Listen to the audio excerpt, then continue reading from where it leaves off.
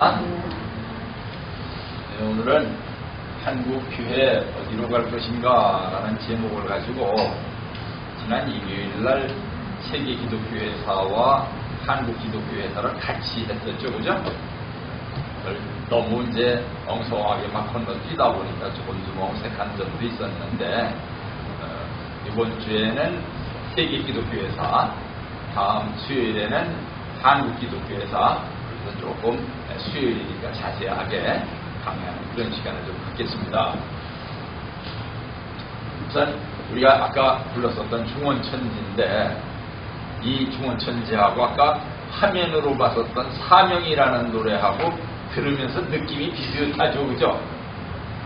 아마 모르긴 몰라도 이 노래를 기성교회에 있는 어떤 작곡가가 듣고 영감을 받아가지고 사명이라는 노래를 작곡하지 않았는가 생각이 듭니다. 그런데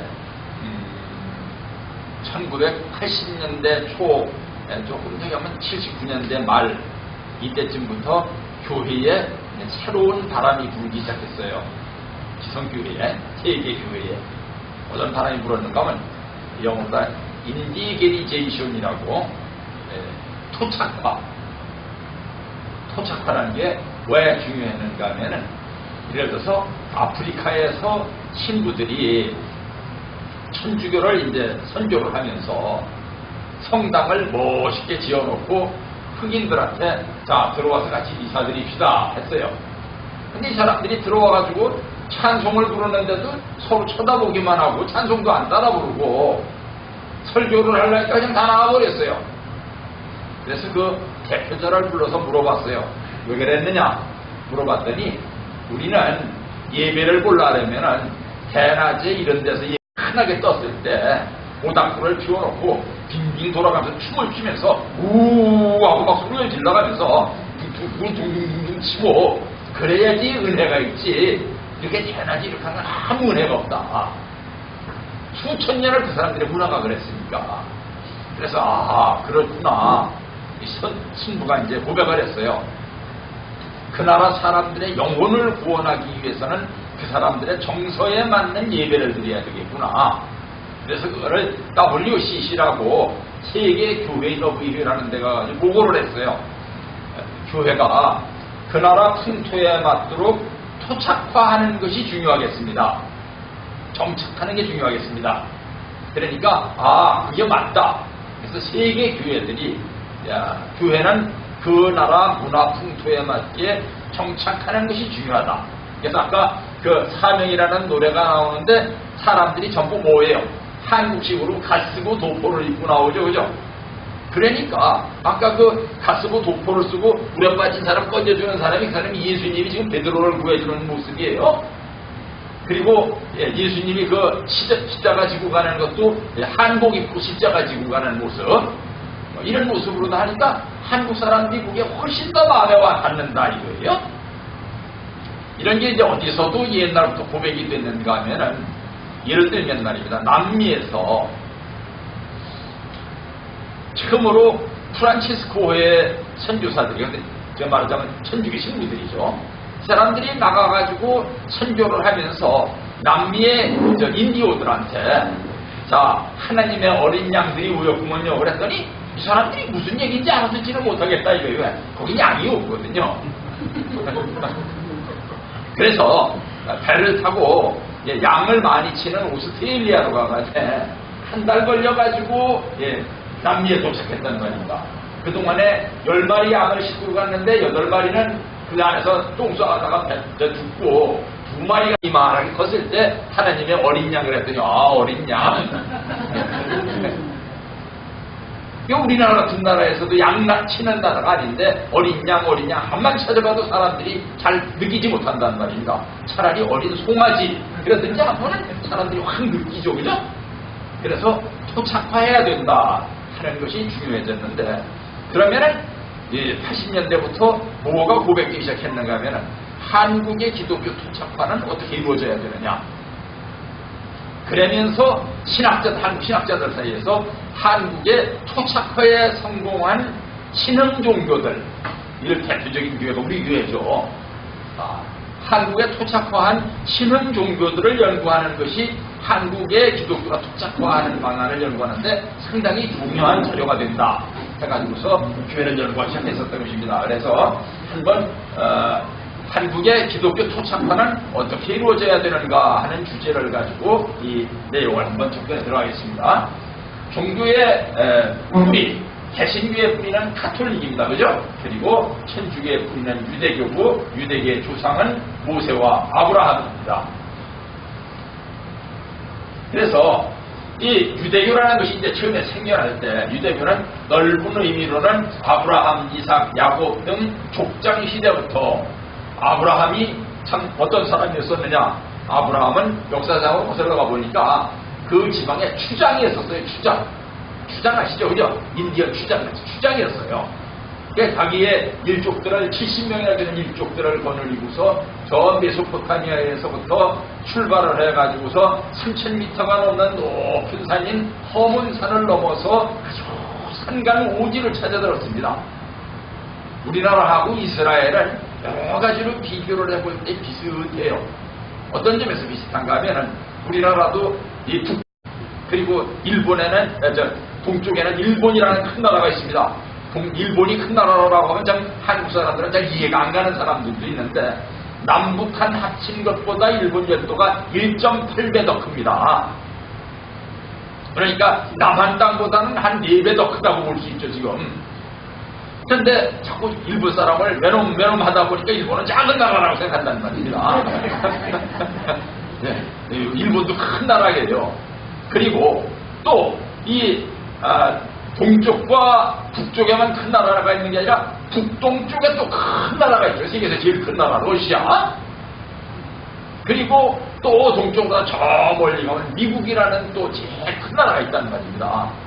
이스라엘이라는 나라도 어떤 나라인가 하면 이제 옛날에 아브라함이 와서 정착한 그 땅도 한국하고 지형이 흡사해요. 한국도 산이 굉장히 많잖아요. 한반도의 70%가 산입니다. 이 산이 많은 것처럼 이스라엘 땅도 굉장히 산이 많은 데예요. 대표적으로 예루살렘이라고 하는 도시도 700m 산 꼭대기에 있는 도시입니다. 그 밑으로 다 내려가면은 길이 조금 있고 농토가 조금 있는데 그거는 뭐 얼마 안 돼요. 전부 산이에요. 전부. 농사도 전부 산비탈에다가 짓고 있어요. 이게 이제 이스라엘 나라인데 이스라엘 나라의 북쪽에는 어떤 나라가 있었느냐. 옛날에 아시리아라고 하는 세계에서 제일 큰 나라가 있었습니다. 원래 아시리아라는 나라는 역사가들이 그런 나라가 있었는지도 몰랐어요. 중세까지도. 그런데 성경에 욥기라는 성경에 보면 니느웨라고 하는 도시가 자꾸 나오는데 니느웨라는 도시가 진짜 있었느냐. 초자 들어가 보냐. 욥기가 아니라 요나라는 사람이 그 니느웨에 가가지고서 말씀을 전하라는 얘기를 듣고서 니느웨를 찾아가다가 니느웨에 가서 선교할 자신이 없으니까 도망가다가 물에 빠져가지고서 고래배 속에 들어갔다가 고래가 어떤 해 안에 가서 토해놓는 데가 거기서 니느웨라 가지고서 고고학자들이 발굴하다가 정말 니느웨가 있었구나. 정말 아시리아가 있었구나. 해서 아시리아를 찾아낸 거예요. 아시리아라는 나라가 굉장히 컸어요. 북쪽에. 그리고 동쪽에는 바빌로니아라고 하는 큰 나라가 있었습니다. 그리고 남쪽에는 에집트, 애굽이라고 하는 큰 나라가 있었어요. 그래서 이 에집트와 바빌로니아 그리고 아시리아 이런 나라가 있는 가운데서 산이 많은 나라, 아주 뭐라니까 보통 사람들은 그 땅에 들어가기도 싫어할 정도로 버려진 땅이에요. 왜 버려진 땅인가 하면은 바빌로니아와 가나안 땅 사이에는 웨스트뱅크라고 하는 800m가 넘는 높은 산맥이 가로막혀 있고 북쪽에는 아까 말씀드린 것 같이 허문산이라는 3000m가 넘는 백두산보다 더 높은 산이 있고 남쪽으로 내려오면 사막지대라서 누가 감히 이 이스라엘 나라를 쳐들어가고자 하는 마음이 잘 안 생기는 그런 험한 산골짜기 참 사람들이 잘 오지 않는 곳 거기에 이스라엘 나라가 있었단 말입니다. 그러는 가운데서 이 아브라함이라는 사람이 그 땅에 부름을 받아 갔더니 그 아브라함이라는 사람을 외지에서 들어온 사람이라고 외지인 그랬을 거 아니에요. 그죠? 그게 히브리인이라는 뜻이에요. 히브리인은 다른 데서 흘러들어온 객지사람 이런 뜻이에요. 아브라함이 있었고 아브라함의 후손인 이삭이 있었고 이삭의 후손인 야곱 등 족장 시대부터 시작을 해가지고서 이 아브라함이 제사를 한 번 잘못 지내서 어떤 일이 일어나느냐, 하나님께서 네 후손들이 이방의 객이 돼가지고 400년 동안 종살이를 할 것이다. 그래서 어디로 흘러들어갔는가 하면 애굽 땅으로 흘러들어갔다는 말입니다. 근데 이 모든 것이 시작될 때에 하나님의 계획에 의해서 이루어지는 일이냐 사탄의 계획에 의해서 이루어지는 일이냐는 그 시작이 다릅니다. 사탄의 계획에서 이루어지는 일은 우리에게 재앙으로 다가올 때 시작부터 고통이에요. 그런데 하나님의 계획에서 이루어지는 일은 그것이 비록 상각 조건이라고 할지라도 시작이 좋아요. 예를 들어 어떻게 시작하는가 하면은 이 야곱의 후손 중에 12아들이 있었는데 12아들 중에 11번째 아들인 요셉이라는 사람이 어디 가서 죽었는 줄 알았더니 남의 나라로 노예로 팔려가가지고 거기서 총리 대신이 됐단 말입니다. 총리 대신이 돼서 그 땅에는 엄청 흉년이 들었는데 가나안 땅에는 흉년이 들어서 가난을 피해가지고서 일족들이 애굽 땅으로 흘러들어가는 것이 애굽 구역의 시작이에요. 거기 들어갔으니 그 왕이 봐보니까 이 요셉이라는 총리가 생겨가지고서 이 다 굶어 죽는 때에 애굽을 살렸으니 얼마나 고마운 총리예요. 이에다 이스라엘 민족이 살게 했습니다. 그러니까 고이센 땅이라고 하는 지금도 아주 기름진 땅이에요. 그 고이센 땅에다 살게 했어요. 그래서 사는 가운데에서 이제 왕이 바뀌고 나서 이스라엘 민족이 박해를 받기 시작했죠. 그래서 고난을 겪다가 400년이 지나가고 나니까 모세의 인도 아래서 애굽을 탈출하던 시대를 지내서 지금에 이르기까지 약 4000년에 걸친 유대민족의 종교현상 전부를 유대교라고 합니다. 그리고 좁은 의미로는 BC 5세기 유대민족이 바빌론 포로 및 귀환 시대를 거쳐서 이스라엘로 돌아와서 유대교를 재건한 때부터 지금에 이르기까지 2400년 동안 믿어온 신앙체계를 유대교라고 합니다. 그럼 왜 2400년 전부터 유대교를 치는가 하면요, 이스라엘 민족이 바빌로니아에 가서 포로 생활을 하다가 나중에 가나안 땅으로 돌아와가지고 봐보니까 그 땅에 살고 있는 두 부류의 민족들이 있었는데, 그게 한 부류의 민족은 원래 그 땅에 살았었던 토착민들, 그 사람들을 갖다가 가나안 7족이라 그랬었죠. 그죠?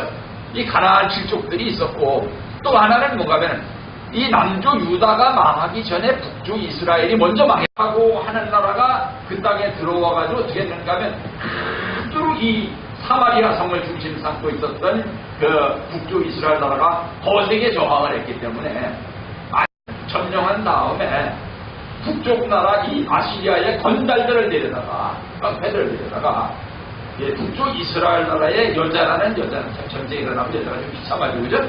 여자라는 여자는 아기에서부터 할머니까지 전부 강간을 하게 만들었어요.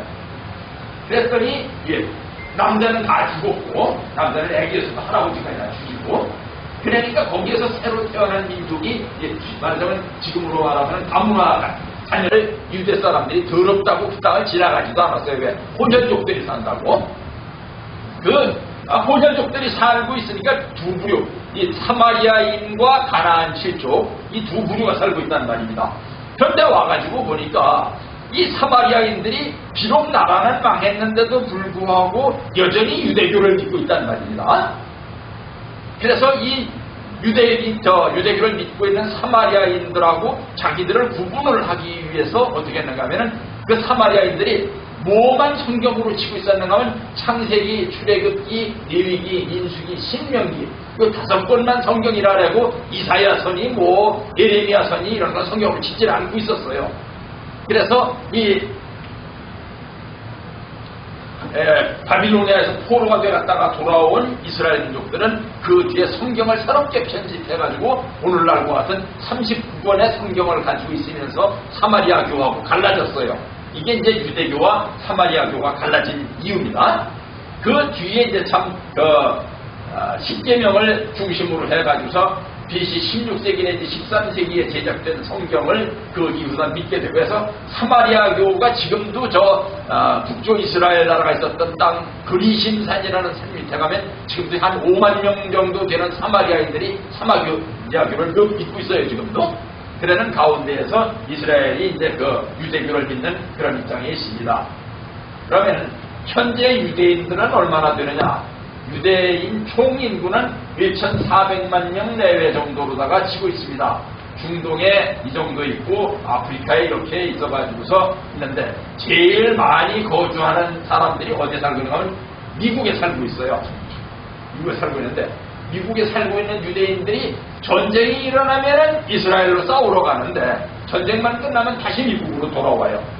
왜 그러는가 하면은 미국이 절대적으로 이스라엘을 지원해 주지 않으면 이스라엘에 살 수 없다는 것을 알고서 미국에 살면서 이스라엘을 지원하고 있는 것. 1등 동맹국이 있다면 정치적으로 이스라엘을 1등 동맹국이라 하고 2등 동맹국이라 하면 미국한테 두 나라가 있습니다.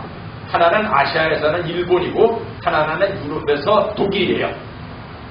2차 대전 때 적이 돼서 싸웠었던 이 두 나라를 미국이 왜 그 1등 동맹국으로 삼았는가 하면 아시아를 지키려면 일본의 힘이 없으면 안 되고 유럽을 지키려면 독일의 힘이 없으면 안 된다. 이래서 두 나라를 1등 동맹국으로 치고 있는데 두 나라의 특징은 뭔가 하면 세계에서 제일 강한 나라 중에 두 나라면서 두 나라 다 핵무기가 없습니다. 미국이 만드는 걸 허락하지 않기 때문이에요. 이러한 가운데서 1901년에서 1995년까지 663명이 노벨상을 받았는데 그 중에서 140명이 유대인입니다.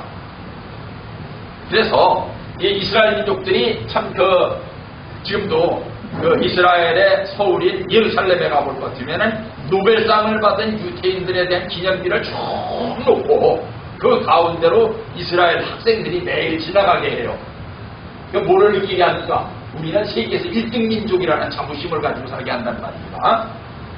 20세기 3대 이론이라는 것이 있는데 유태인 과학자인 아인슈타인 그리고 세계적인 심리학자였었던 프로이드 그리고 공산주의를 내놓은 칼막스 이 세 사람이 20세기 3대 이론가입니다. 이 사람들이 셋이 다 유태인이에요. 그 정도로다가 유태인의 비중은 아직도 세계에서 중요한 위치를 차지하고 있습니다. 그러면은 예수님 당시에 유대교는 교파가 없었느냐? 나중에 요 강의 이제 세 번째 강의가 다 끝나고 나면은 유태인의 역사를 따로 이제 좀 강의하겠습니다. 그때 이제 자세하게 설명하겠습니다. 바리새파라는 파가 있었는데 유대교에서 제일 보수적인 분파였었고 사두개파라는 파가 있었는데 이건 진보적인 파였었고 에세네파라는 파가 있었는데 이건 신비주의적인 파입니다. 원래 이스라엘 민족에게 있어 제일 대표적인 교파는 바리새파였었는데 로마하고 그 로마 앞에 있었던 나라인 마케도니아 공화국이라고 하는 나라가 있었어요. 제국이라는 나라가 그 알렉산더 대왕이라는 사람이 세운 마케도니아 제국이 들어와서 이스라엘을 점령을 하고서 그 이스라엘의 종교를 다 뭐라 그럴까요? 절멸을 시켰어요. 유대교를 전멸을 시키고 그 사람들 가운데서 자기네들에게 잘 복종할 것 같은 사람들만 불러가지고서 그 성직 사도 바울까지 거기 가가지고서 회개를 하고서 지금 기독교로다가 개종을 했는데 이스라엘 민족들이 자꾸 이제 사도 바울까지 박해를 하려고 한단 말입니다.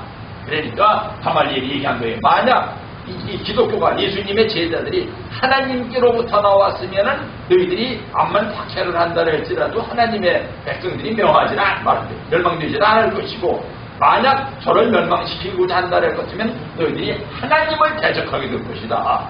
그러니까 이 유대인들이 아주 끊어진 박해를 안 한 건 아니고 이 가말리엘의 권고를 받아들여 가지고선 아주 좀 박해가 덜하게 됐어요. 우리나라에 1970년도에 들어서면서 연세대학교 연합신학대학원장에 있었던 천암동 박사가 우리 원리강론을 뭐라고 찬양을 했는가 하면 동서복음 최고의 신학이라고 했단 말입니다. 그러니까 연세대학교 신학대학원장이 그 얘기를 하니까 우리나라에서도 이 아는 목사들은 이제 겉으로다가는 통일교회를 이단이라 하지만 속으로는 이단이라고 안 하게 됐단 말입니다. 그러니까 하면은 그때 제가 청주교에 총무를 하고 있었는데,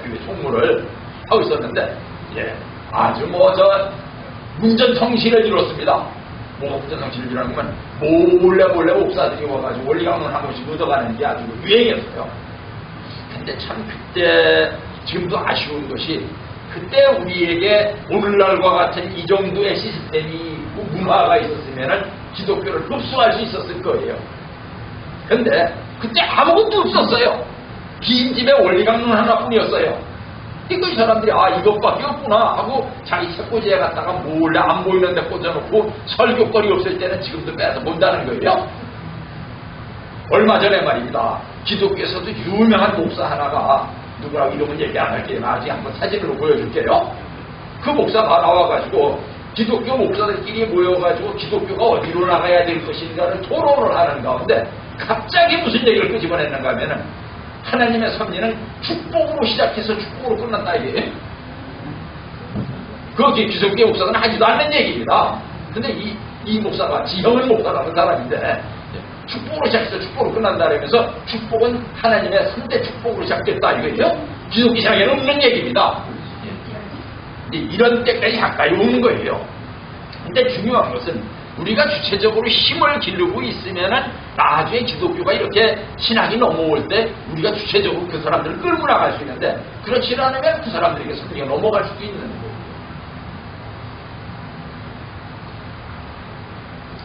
자, 그래서 로마가 기독교를 이제 박해하게 됐는데, 로마가 기독교를 박해하게 된 이유는 베드로하고 바울이었어요.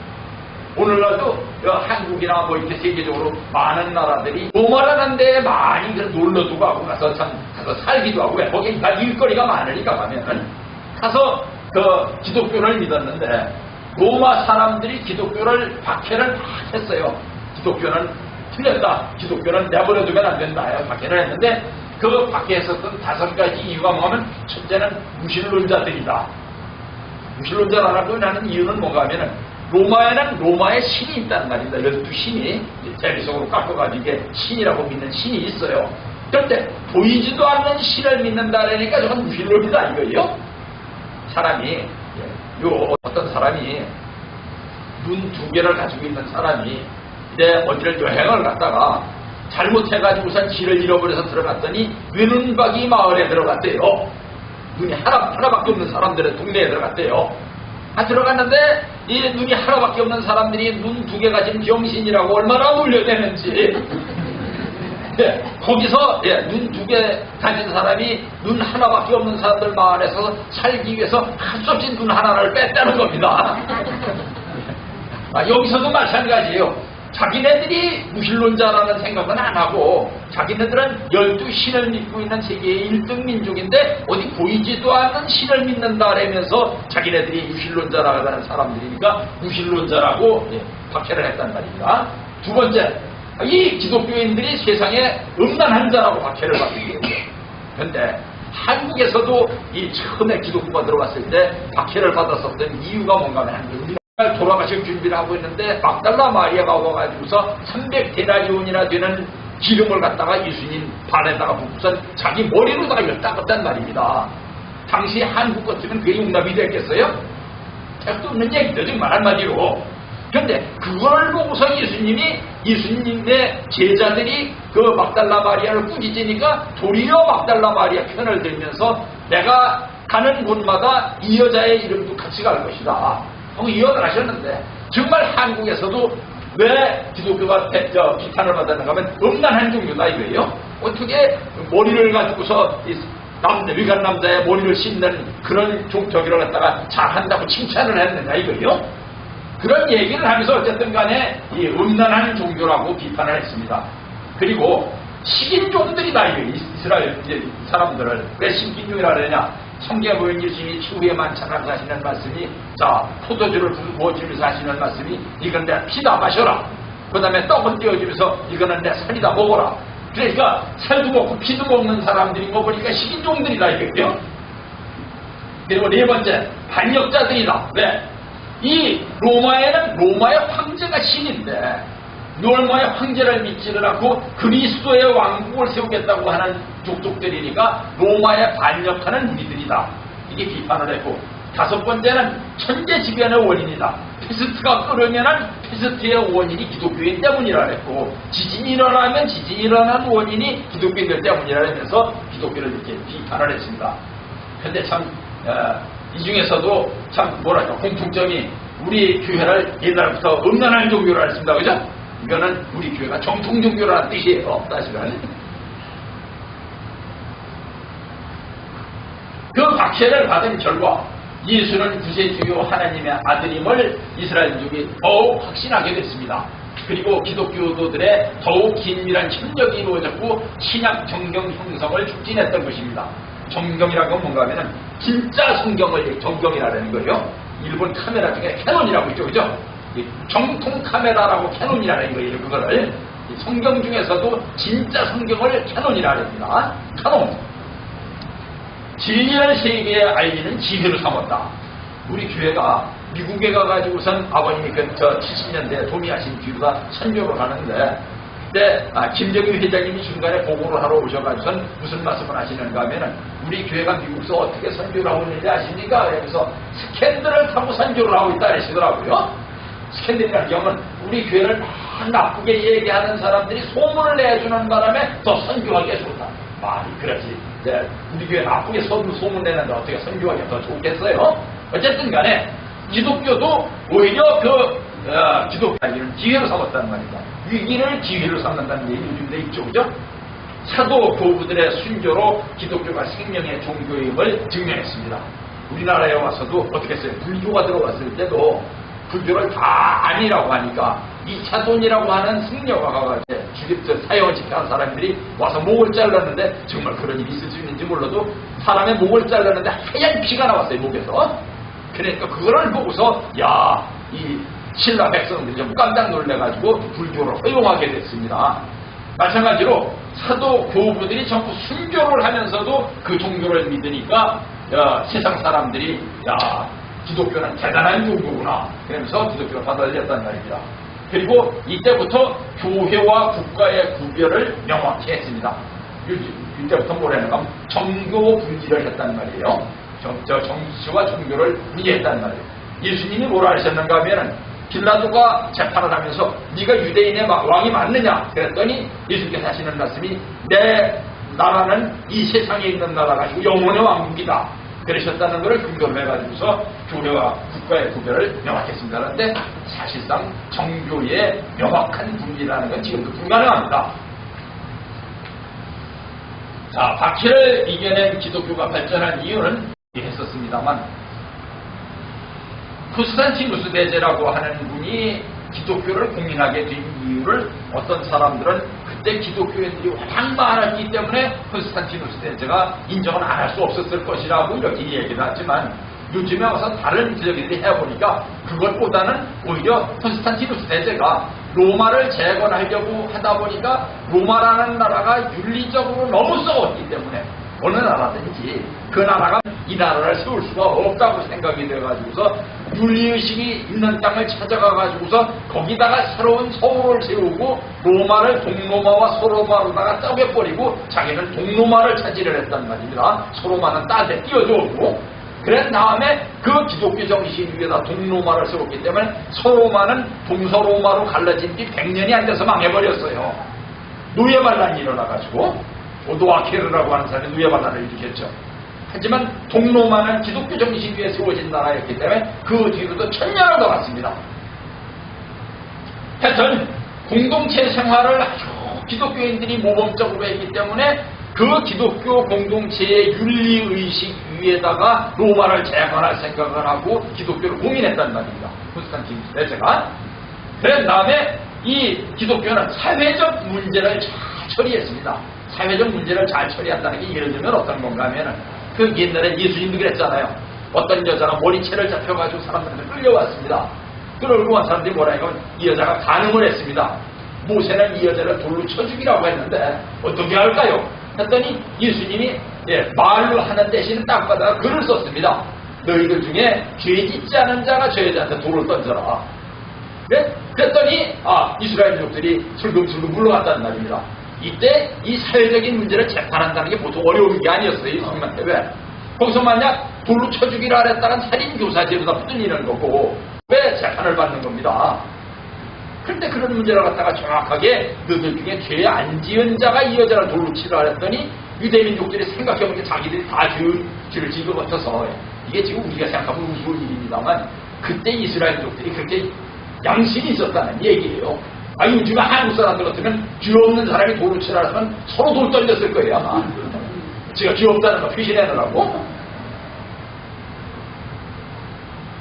하여튼 이런 사회적 문제를 잘 재판을 하는데 중심이 됐단 말입니다. 그리고 하나님의 은혜가 충만한 교회였기 때문에 기독교가 박해를 이겨낼 수가 있었던 것입니다. 그래서 초대교회가 이제 시작이 됐는데 초대교회라는 건 뭐가 하면은 언제를 초대교회라는가 하면은 이스라엘 민족의 그 메시아로서 오셔서 예수님이 그 출발을 하셔서 기독교가 공인받기 전까지 이때를 초대교회라 합니다. 초대교회인데 이 초대교회는 그러니까 권력도 없고 돈도 없어서 정말 몰래 믿던 종교죠. 이 초대교회 때부터 뭐가 일어나느냐? 영지주의, 말시온주의, 몬타누스주의 이런 이단들이 일어났습니다. 말시온주의라는 영지주의라는 건 뭔가 하면 말입니다. 하나님은 영으로 계실 뿐이지 보이지 않는 분이다. 그러므로 세상은 영으로 존재하는 세상만 진짜지 눈에 보이는 세상은 없어질 세상이고 영적인 세계가 새로 건설될 것이다. 그러니까 눈에 보이는 것들은 다 가짜고 추하고 악한 것이다. 이렇게 생각하는 주의예요. 요즘 생각해봐도 어떻게 생각하면 그 이해가 가는 거죠. 그죠? 우리도 생각하면 그런 얘기 많이 하잖아요. 세상에 있는 거 물질이나 이런 건 다 소용없는 것이고 오직 하나님의 영적으로 귀한 그것만 중요한 것이다. 이런 생각하잖아요. 이게 영지주의였어요. 그 다음에 말시온주의라고 하는 말시온이라는 사람은 AD 140년경 소아시아의 도시에서 로마로 온 기독교인인데 돈 많고 신앙이 좋은 조선목자, 배 짓는 사람이었습니다. 이 사람이 성경을 다시 읽기 시작한 그는 결국 교회가 근본적으로 유대교를 잡습하고 있다는 결론에 도달했습니다. 무슨 얘기냐면은 구약에 나오는 내용들은 다 틀린 내용이고 이제 예수님을 중심 삼고 시작되는 신약 내용만 옳은 것이다. 이런 주장을 하고 나왔단 말입니다. 요즘에 와서도 우리 교회에서도 그런 풍조가 일어났었잖아요. 저 찬송도 필요 없고 성경도 필요 없고 오로지 참 아버님 말씀하고 성가나 보고 있어야 된다. 이런 풍조. 이게 비슷한 거예요. 그 다음에 몬타누스주의는 잘 모여가지고 금식 기도하고 육신의 욕망을 없애기 위해서 금욕생활을 하는 이런 주의입니다. 이런 주의들이 사실 따지고 보면은 굉장히 요즘으로 봐도 신앙이 좋은 사람들이죠. 그죠? 근데 신앙이 너무 좋으면은 아까 얘기한 것 같이 신앙이 보통인 사람들이 자꾸 왕따를 시킨다는 말입니다. 그러다 보니까 이 사람들은 전부 이단으로 몰아가지고서 이 사람들이 전부 재판을 받고 사라지게 됐습니다. 그리고 기독교의 한계점이 어디 있었는가 도표로 한번 보여드리겠습니다. 이게 이제 신약 성경 27권인데 이 가운데서 마태복음, 마가복음, 누가복음, 요한복음은 보통 공관복음이라 합니다. 공관복음이라 하는 이유는 뭔가 하면 이 책들은 같이 본다 이거예요. 같은 시대의 내용들을 마태복음, 마가복음, 누가복음, 요한복음에 기록하고 있는데 다 내용이 조금씩 달라요. 그래서 이 책은 네 권을 같이 봐야지 진짜를 알 수 있는 책이다. 그래서 같이 본다고 공산주의라 할 때 공짜하고 볼권자 해가지고 같이 보는 책이다. 이렇게 해서 이건 역사책이라고 칩니다. 왜 예수님 시대의 역사를 기록하는 거니까. 그리고 마지막에 사도행전, 다섯 번째 사도행전, 이거는 예수님의 제자들이 어떤 길을 걸어갔는가를 쓴 책이에요. 주로 베드로하고 바울 얘기로 다 되어 있습니다. 이 다섯 권의 책을 여서 갈라디아서, 에베소서, 빌립보서, 골로새서, 데살로니가 전서, 후서, 디모데 전서, 후서, 그리고 디도서, 빌레몬서, 여기까지가 전부 누가 쓴 책인가 하면 이게 바울이 쓴 책이에요. 그러니까 다른 진짜 예수님이 살아계셨을 때 예수님 밑에 모시고 다니면서 예수님 말씀을 들었었던 사람이 쓴 책은 예수님의 제자들이 워낙 글솜씨도 없고 무식한 사람들이니까 후세 사람들이 보기에 이걸 볼 가치가 없어. 요즘에도 지금 그런 풍조가 좀 있을 수 있죠. 그죠? 초창기부터 따라오는 식구들은 무식한 사람들하고 대격을 받고 요즘에 와가지고 좀 공부 좀 했었다는 사람이 잘난 지켜가면서 그 사람이 오면은 아이고 뭐 청와대사님이 오셨느냐 그러면서 막 그냥 무슨 회장이 오셨느냐 해서 우리 위해서 막 우대해 주는 거지. 이러다 보면은 옛날 초창기 식구들이 좀 소외받기도 하죠. 그죠? 이때도 그런 일이 일어났다는 말입니다. 베드로나 요한이나 야고보 같은 사람들이 쓴 책들은 이건 저 문법도 잘 모르는 사람들이 쓴 책이고 무슨 얘기를 썼는지 모르겠다고 다 팽개쳐버리고 그러니까 그 책들을 여기다 좀 붙여보는 게 이게 시작 성경이란다. 얘기하는 종교학자들도 있어요. 교리가 예수님이 교리는 어디 갔는지 없고 바울이 한 얘기가 다 들어있다 이거예요. 왜? 바울의 얘기가 전부 교리예요. 그리고 히브리 야고보 여기서부터는 그러니까 예수님의 진짜 제자들이 쓴 책이에요. 이거는 7권밖에 안 돼요. 2분의 1밖에 안 되죠. 그죠? 바울이 쓴 책에 비해서 2분의 1도 사실 안 돼요. 그리고 여기에 마지막에는 예언서라 해서 요한계시록이 들었단 말이죠. 그래서 이 교리 책이라면은 바울의 13권의 책하고 여기 일반 서간 그리고 중간에 히브리서까지 집어넣어가지고 요거를 교리 책이라고 요건 역사책이라 한단 말입니다. 이러다 보니까 뒤에 어떻게 되느냐. 예수님이 진짜 뭐를 가르쳤는지 몰라도 바울 때 와가지고선 왜곡됐다 이거예요. 진실은 가려지고 바울이 한 얘기가 대체가 됐단 말입니다. 그래서 진짜 이 성경을 말입니다. 요즘에 와서 저도 뭐 자주 볼 새는 없습니다만 특히 신약 성경을 이래 자주 이래 자세히 보다 보면은 뭐가 느껴지는가 하면 예수님이 사실은 예수님이 12제자를 들고 다니시면서 창조원리, 타락론, 종말론, 메시아 강림, 재림 목적을 다 강의하셨구나. 부활론, 이정론, 기독론을. 그런데 예수님의 제자들이 그걸 알아듣지를 못하니까 요즘에 우리가 천부모님 말씀드리면서 구보구보 졸고 앉았듯이 아버님이 말씀하시다가 하도 우리가 졸고 그러면은 무슨 재미있는 유머 하시면은 그거나 듣고 낑낑거리고 그거를 못해다 적었다는 말입니다. 예수님의 제자들도 그랬을 거예요. 자, 또 하나의 비유를 들어라 그러면서 무슨 얘기하면 그거는 받아 적었는데 예수님이 무슨 어려운 얘기 하시는 것 같으면 막 횡설수설로 받아 적었어요. 그거는 제자들이. 그런 일이 이때도 일어났단 말입니다.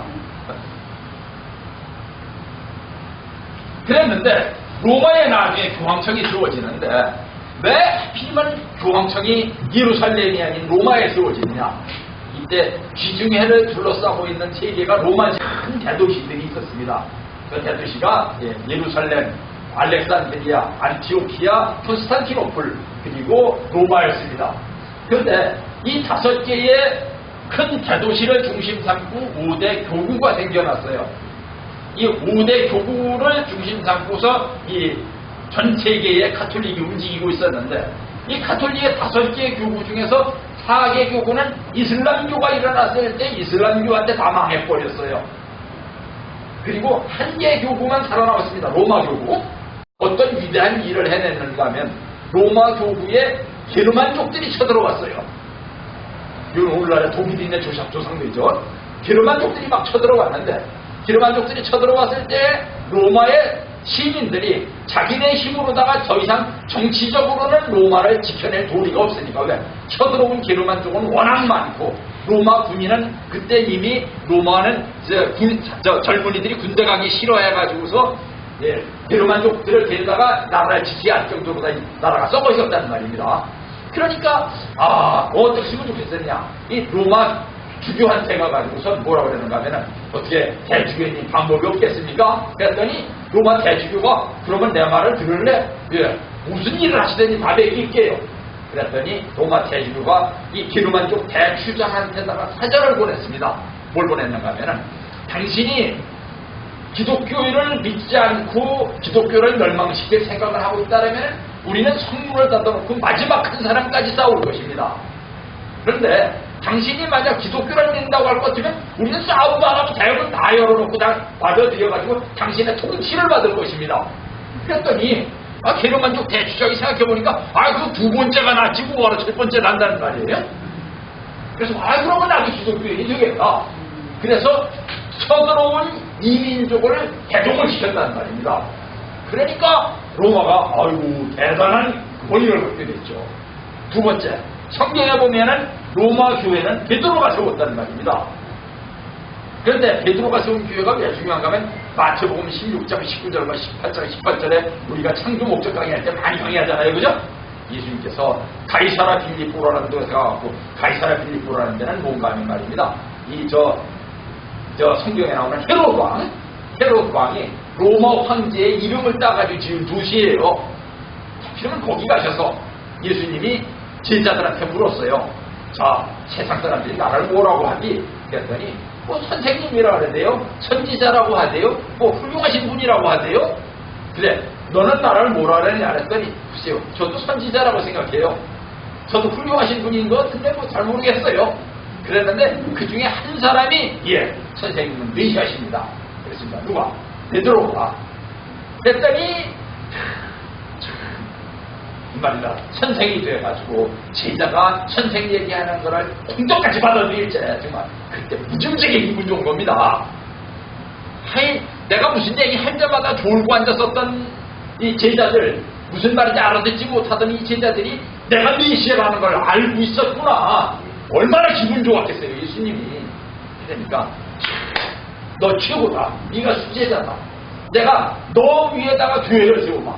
그때까지는 베드로가 아니었습니다. 그전에는 게바라고 했었어요. 근데 이 게바를 이름을 그때 베드로라고 바꿔준 거예요. 베드로는 반석이라는 뜻이에요. 너를 오늘부터 베드로 반석이라고 부르마. 너 위에다가 반석 위에다가 내가 교회를 지을 것이니 아무리 이 풍부가 몰려봐도 이 교회는 무너지지 않을 것이다. 그 얘기를 마태복음 16장 19절과 18장 18절에서 하셨는데 그 베드로가 세운 교회니까 거기다 교황청을 세운 것이 맞다 이거예요.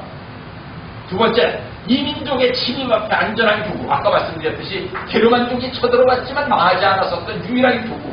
세 번째는 이단 논쟁에서 정통을 지킨 교구. 이 5개의 교구 중에 옛날에 이스라엘 민족들이 참 사사시대에 서로 12부족이 자기네가 더 훌륭하다고 자랑을 하고 싸웠듯이 이 5개의 교구도 서로 자기네가 정통이라면서 많이 터지게 싸웠어요. 제일 많이 싸웠었던 것이 알렉산드리아 교구하고 안티오키아 교구예요. 옛날 학문의 고대 도시의 최고 중심이거든요. 안티오키아하고 알렉산드리아가 서로 싸우고 있을 때에 로마는 중도에 서가지고 어떤 한편을 들지도 않았다 이거예요. 그래서 이단 논쟁에서 정통을 지킨 교구, 그리고 사도의 순교의 터전 위에 세운 교회. 지금도 바티칸 시티 제일 지하에 들어가면 교황청 지하에 들어가면은 베드로의 무덤이 있다래요. 이게 진짜 거짓말인지 몰라도 하여튼 그 명분 위에서 로마 교구가 교황청이 된 것입니다. 이러면서 가톨릭에서 이제 여러 가지 교파들이 나오는데 우선 가톨릭 안에 가면은 가톨릭 안에 이런 회들이 있어요. 베네딕토, 도미니크, 프란체스코, 제수이트 이 4개의 교파가 있는데 서로 달라요. 그 안에서도 주장하는 게. 그래서 프란체스코는 뭐라고 주장을 하는가 하면은 교회는 전도를 하는데 가난한 사람들 위주로 전도를 해야 된다는 게 프란체스코예요.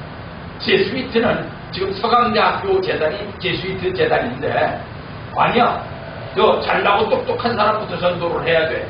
그게 제수이트예요. 뭐 이런 쪽에 가서 도미니크 분도에 가서 서로 방향이 다릅니다. 이 분도 이렇게 다르기만 한 교파이면서도 가톨릭은 하나인데 이 가톨릭에서 달라진 파들이 있었어요.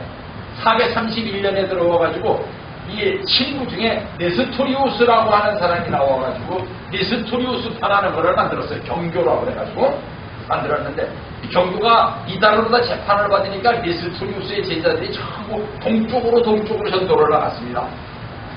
지금 한 30년이 넘은 얘기인데 우리나라 경주 불국사에서 석가탑을 수리를 하려고 석가탑을 분해를 하던 중에 이 석가탑 안에서 십자가가 나왔습니다. 그게 어떤 십자가였는가 하면 경주 십자가였어요. 그래가지고 막 불교에서 벽벽 뒤집혔었어요.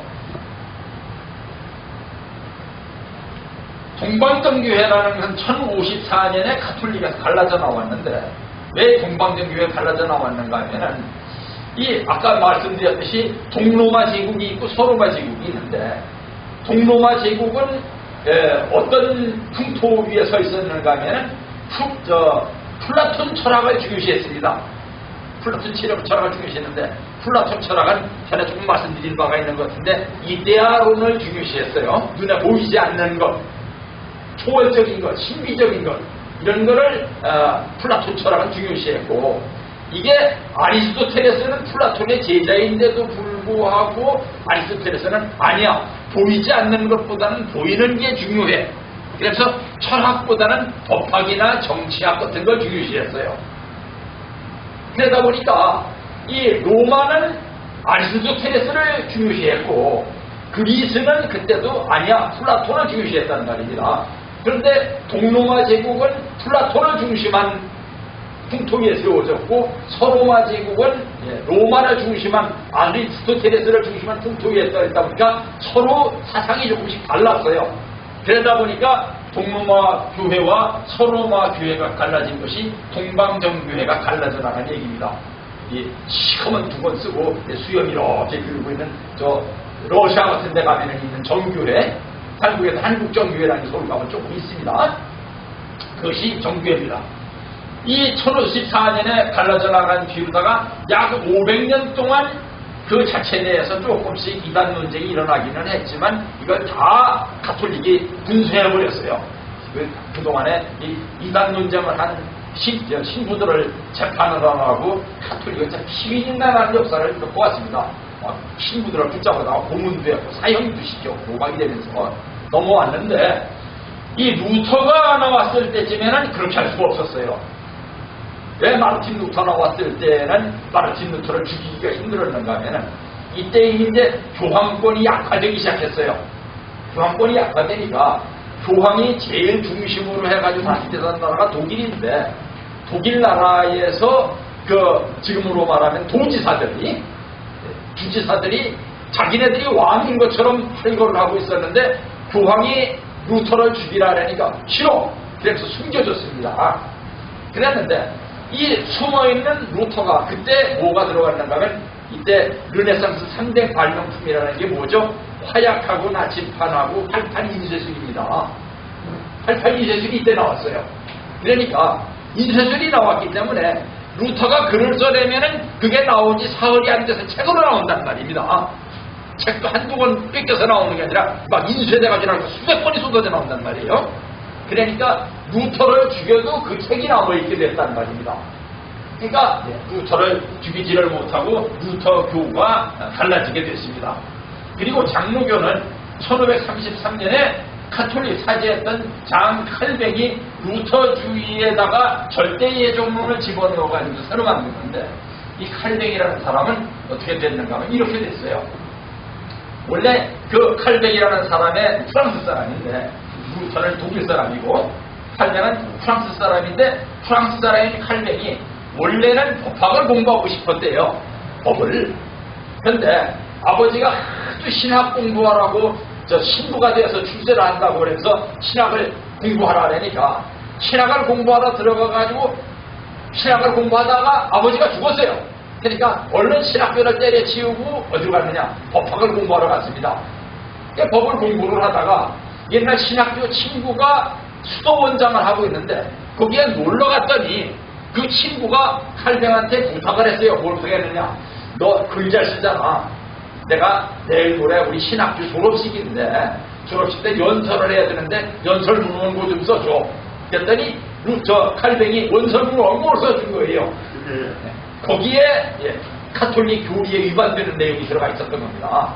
지금도 카톨릭은 전 세계에 이렇게 카톨릭 신도가 많고 수녀 신부가 많아도 어떤 수녀 어떤 신부가 어디서 무슨 얘기를 했는지를 교황청 대사관에서 다 감시를 해가지고 무슨 중요한 내용을 전부 노트를 해가지고 교황청 대사관 교황청으로 보내면은 교황청의 교리성성이라는 데서 전부 이거를 검사를 해가지고 누가 이단 발언을 하는지를 다 골라냅니다.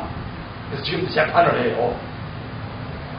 그런데 그때 더군다나 칼뱅이 있었던 시절은 이때는 뭐 아직도 그 카톨릭의 기세가 등등하던 시절이에요. 수도원장이 무슨 연설을 했다라던데 교황청에서 이렇게 조사를 해보니까 야 이거 이단 얘기가 들어있단 말입니다. 그래서 이걸 체포해라. 우선 그 수도원장을 체포하러 갔더니 수도원장 하는 얘기가 아니요, 전 칼뱅에서 저는 원고 읽기만 했어요. 그 칼뱅 잡아라. 그래서 칼뱅은 그 잡힐 것 같으니까 얼른 스위스로 도망을 간다는 말입니다. 스위스는 지금은 참 잘 사는 나라지만 옛날에는 산골짜기에는 아주 못 사는 나라였어요. 이때만 하더라도 스위스 사람들은 주로 미국의 용병 싸우러 나가는 군인 양성하는 나라였습니다. 거기 가가지고서 이 스위스에서 살면서 자기의 이상을 실천하기 위해서 법학자니까 아주 법을 잘 만들었습니다. 우리는 말하면 천인구헌법 같은 법을 이런 걸 만들어가지고서 장로교를 다스리기 시작해서 장로교가 각종하게 퍼지게 된 겁니다. 감리교라는 건 뭔가면은 영국 성공회 사제, 성공회라는 건 출발할 적에 조금 좀 문제가 있었습니다. 뭔가면은 영국의 왕이 결혼을 했는데 왕비가 영 아들을 못 낳아요. 그래가지고 그 왕비를 폐해버리고 새로운 왕비를 얻었는데 그 왕비도 딸 만나요. 그 왕비를 또 없애고 새로운 왕비를 또 얻었는데 그것도 딸 만나. 그래서 또 이혼을 하고 새로운 왕비를 얻으려니까 교황청에서 너 왜 자꾸 이혼하고 새로운 마누라를 얻어? 그러니까 영국 왕이 이때는 이제 그 교황 루스기 알만큼 영국이 힘이 있을 때니까 그 교황하고 관계를 끊고 오늘부터 영국 교회의 왕은 나야. 이 수녀 신부들 다 내 말 안 들으면은 다 지금 끼버릴 거야. 그리고 만든 게 성공회예요. 그러다 보니까 이게 종교도 아니고 뭐 좀 이상했었습니다. 그러니까 뭐 예를 들어서 진주에 있는 교회의 목사가 저쪽 어디 하만집에 가가지고선 좋은 별장 짓고 살다가 일요일날만 와서 예배만 보고 가고 그래는 성공회였었어요. 그런데 그 성공회를 개혁을 하겠다고 나온 사람이 이 존 웨슬리입니다. 그래도 목회자가 교회를 지키고 앉았어야지 식구들이 와가지고서 뭐 상담을 하러 와도 상담도 하고 그럴 텐데 이 교회를 비워놓고 교회는 막 거미줄이 지금 먼지가 쌓이는데 지금 별장에 가 살다가 예배날만 와가지고 예배만 보고 가고 그래서 되겠느냐. 그러면서 교회 개혁운동을 일으켰는데 그 개혁운동의 선교자가 요한 웨슬리였습니다. 이론적으로는 이거는 절대예정인데 장로교는 감리교는 우리 책임분담론하고 비슷해요. 그래서 아르미니우스주의라고 하는 걸 받아들여가지고 지금도 미국에 가면서도 장로교 믿는 사람, 감리교 믿는 사람, 침례교 믿는 사람, 장로교 믿는 사람은 권력이 있고 돈 많은 사람들 이라고는 권력이 돈 많은 사람 살아볼래 하는 독립심이 강한 새로운 사업하는 창업자들은 감리교를 믿는데요. 지금 내가 책임담을 잘하는데 여부에 따라서 교회가 내가 잘 살게 되는 거니까. 침례교는 뭐냐? 이 책임분담론도 틀렸고 절대예정론도 틀렸다. 성경에 나와 있는 거 그대로 따라 믿기만 하면 된다. 그게 침례교예요. 그리고 성결교는 감리교가 변해가지고 선정교니까 거의 뭐 비슷합니다. 이런 교파들이 전부 가톨릭의 뿌리를 두고선 거기서 갈라져 나온 겁니다. 제가 이제 그 1982년도에 6천가정 축복을 받고 나니까 협회에서 제 6천가정들은 남자들도 전부 동원되라 그래가지고 남자들도 전부 동원되고 여자들은 물론 동원되고 동원이 됐습니다. 저는 동원이 되면서 이제 협회에서 40일 수련을 받고 국제기독학생연합회라는 데로 갔어요. 국제기독학생연합회에 갔는데 이 국제기독학생연합회에 어디 학생들이 많았었는가 하면 천주교 학생들이 많았었어요. 근데 이걸 이제 기성교에서 알고서 국제기독학생연합회를 잘못다 이단하는 겁니다. 그러니까 이제 천주교 다니는 학생들이 그 국제기독학생연합회를 이단이라고 하는 기성교 학생들한테 이단이 뭔데? 그거 물은 거예요. 그러니까 그 기성교 학생들이 뿌리가 다른 같은 뿌리에 나왔지만 갈라져 나간 거니까 이단이지 뭐 그랬습니다. 그랬더니 천주교가 그럼 너도 이단이네 그랬어요. 그랬더니 그 뒤로 기성교에 누구도 못하는 걸 봤었습니다.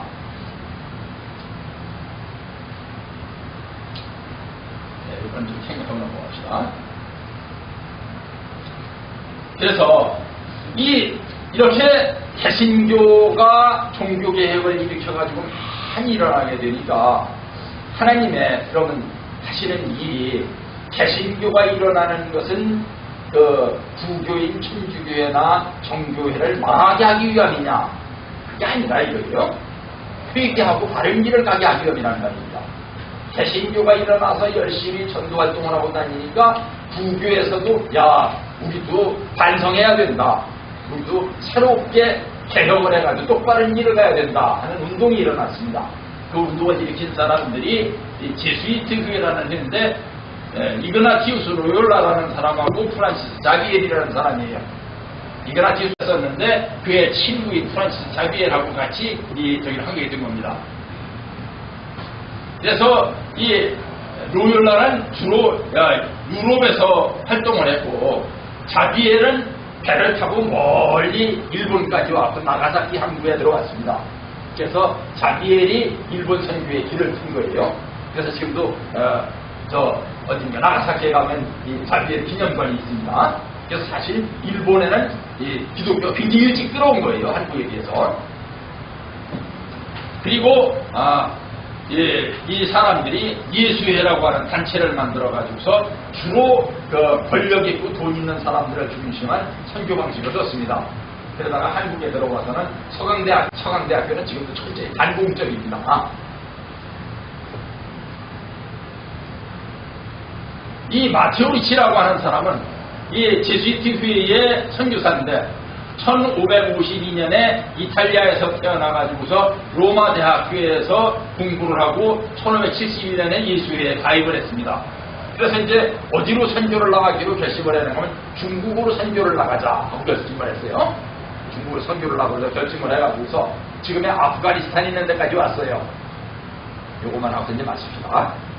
아프가니스탄 있는 데까지 왔는데 아프가니스탄에서 이제 카이보 고개라는 고개를 넘어가지고서 신장성으로 넘어 들어가가지고서 중국으로 들어가야 되는데 옷을 뭐를 입고 갈까? 이 신부가 입는 그 로만 칼라가 달리는 검은 옷을 입고 들어가면은 이 옷이 뭐냐고 알아보지도 못할 것 같다는 말입니다. 그래서 내가 성직자라는 걸 표시를 내줄 테니까 중옷을 입어야 되겠구나, 승복을 입어야 되겠구나 하고서 승복을 입고 넘어오다가 가보니까 중국이 불교 나라가 아니라 도교 나라라는 말입니다. 그래서 도교의 옷을 갈아입고 넘어오다가 도교 나라도 아니고 유교 나라라니까 또 두 번을 쓰고 들어갔어요.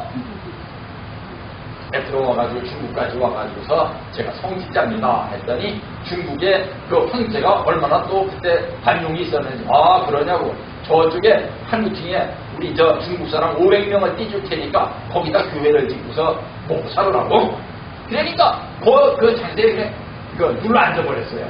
아까 그 얘기를 하려다가 참 제가 깜빡 잊어버렸습니다만 콘스탄티누스 대제에 의해서 기독교가 공인이 되니까 공인이 되면서부터 지하에 있던 교회가 지상으로 올라왔다는 말입니다.